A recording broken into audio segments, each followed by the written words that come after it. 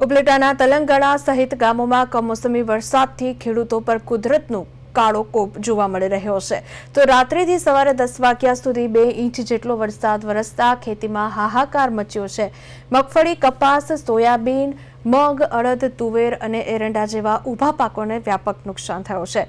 ખેડૂતોના મોઢે આવેલો કોળિયો છીનવાઈ ગયો છે। તેલંગાણા સહિત ઉપલેટા તાલુકાના અનેક ખેતરોમાં પાણી ભરાઈ જતા પાક બગડવાનો ભય ફેલાયો છે। તો સ્થાનિક ખેડૂતો આર્થિક સંકટમાં ધકેલાયા છે। સરકાર તાત્કાલિક સર્વે કરે, પાકની નુકસાનીની ભરપાઈ કરે તેવી ખેડૂતો માંગ કરી રહ્યા છે।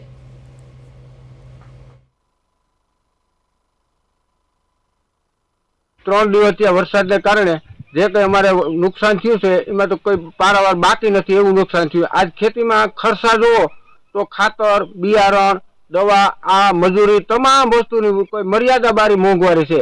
એની સામે અમારા જે મોલ થાય છે, કપાસ છે, સોયાબીન છે, માંડવી છે, અટાણે હારામાં હારો રામ મોલ હોય એનો કોઈ ભાવ નથી મળતો। અમે અહીંથી રાતે અમે ટ્રેક્ટર ભરી યાર્ડમાં રાત આખી હેકાઈ, બીજે દી બપોર વારો આવે જો હરાજીમાં જાય તો ભાવ ન મળે।